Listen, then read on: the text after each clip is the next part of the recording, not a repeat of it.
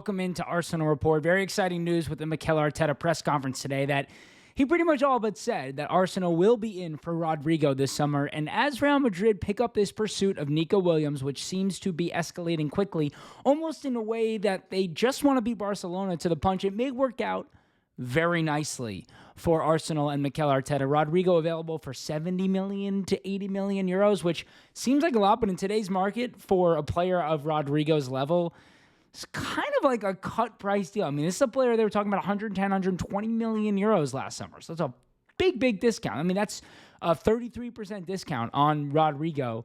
And listen, obviously, once something good happens for Arsenal, there's going to be the haters that come out and say, well, he only had 6 league goals for Real Madrid this year. Meanwhile, let's look about some of the other players in all competitions. So Rodrigo has 14 goals in all competitions this year.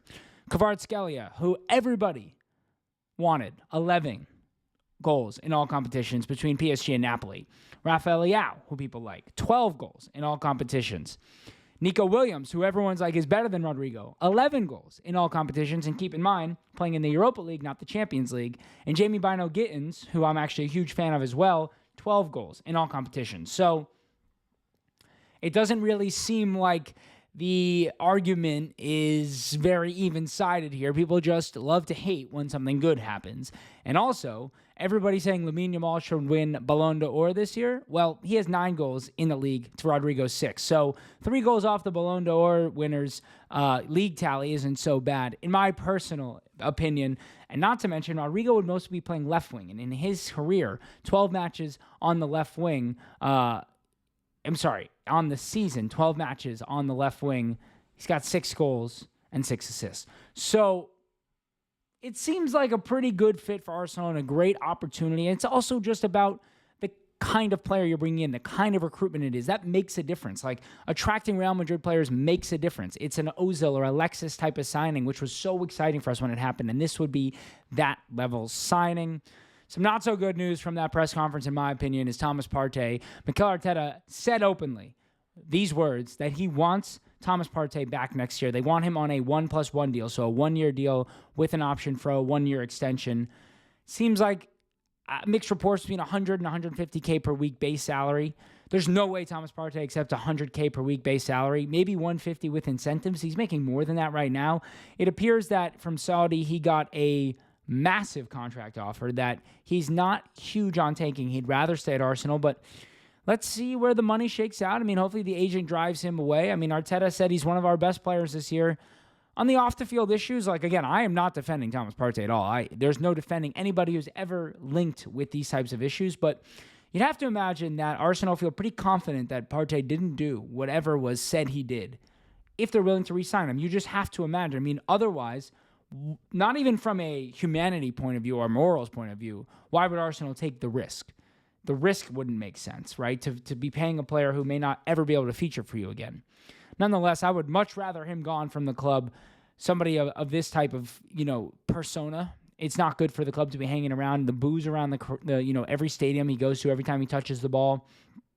Still holding out hope that it won't happen, but it does seem like both the club and the player want this to happen on a 1+1 deal.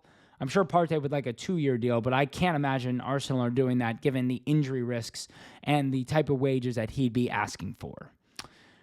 Another semi-disappointing one is Joan Garcia. It seems like a lot of clubs now at this point are picking up on the fact that he is the best young goalkeeper in the world and poised to be one of the best in the world for the next decade or so.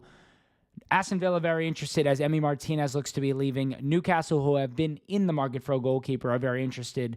If either of those teams have Champions League football to offer and the number 1 position up for grabs, if I'm Joan Garcia, I might be taking one of those offers unless he's getting reassurances from Mikel Arteta that this year he gets every cup match, Champions League, up until at least the knockout stages, FA Cup and League Cup. So that's 8 Champions League, and you assume 3 and 3 in probably each of those. So a bare minimum 14 matches, and then assuming Raya misses a match or two, a bare minimum 15, 16 matches. Even that could be hard to convince Joan Garcia if he's getting the opportunity to be the number 1 at Newcastle or Aston Villa in the Champions League. So, listen, What will be the plan? I don't know, but it needs to be an immediate action. We can't have Neto. I mean, we got lucky. Ryan never missed a key game this year, and we didn't have to have Neto in goal at any point because he would have been an absolute disaster. There is Tommy Setford, but it doesn't feel like Tommy Setford's ready to take that number 2 position. I think he'll be sent out on loan. There's Carl Hayne, who had an up-and-down season at Valladolid, but it seems like right now's the time to sell after his contract extension. He'll have 2 years left. You know, you're probably looking at a 3 to 5 million euro sale with probably a 15% sell-on clause, so maybe you get another couple million down the road, 8 million all in for Carl Hayne, which isn't great, but it's not terrible. That pays for a third of Joan Garcia, which I believe is 21 million euros, so you probably get between a third and a quarter of his total price.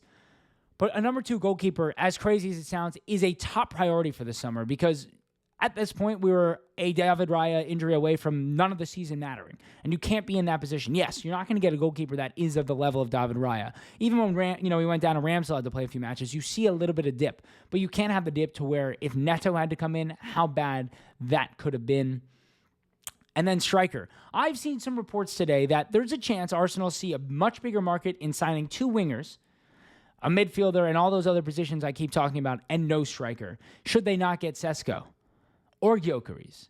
That is absolutely not an option. Arsenal cannot go another window without a striker. That would be, I don't like Victor Gyökeres, but Victor Gyökeres for 80 million euros is better than no striker. You cannot do that to the fans.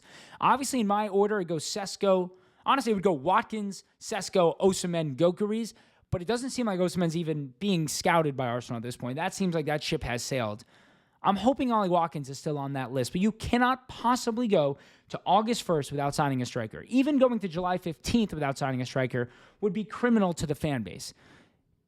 Again, this summer is almost less so about the recruitment and more so about the way that the fans are going to get behind the club and the way that they're going to react, because Tottenham has won a trophy more recently than Arsenal, which is the first time I've said that in my adult life, 18 years, and since 17 years since Tottenham have won a trophy.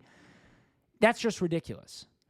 We absolutely have to go out and prove to the fan base this summer that this project is still building and there are trophies on the horizon. It cannot be anything but a massive step forward this summer to allow for a huge season. All the questions that need to be asked on day one are not anymore about the board, and they will be about Mikel Arteta. And I have no questions for Mikel Arteta. I think he's a top 3 manager in the world. I back him with my full support. But there can no longer be the excuses of the board not giving him what he needs. The excuses will be gone. Otherwise, we're not going anywhere in this project. You need to put all the marbles out there, all your cards on the table this summer. This is the opportunity, man. City are in a bit of a rebuild.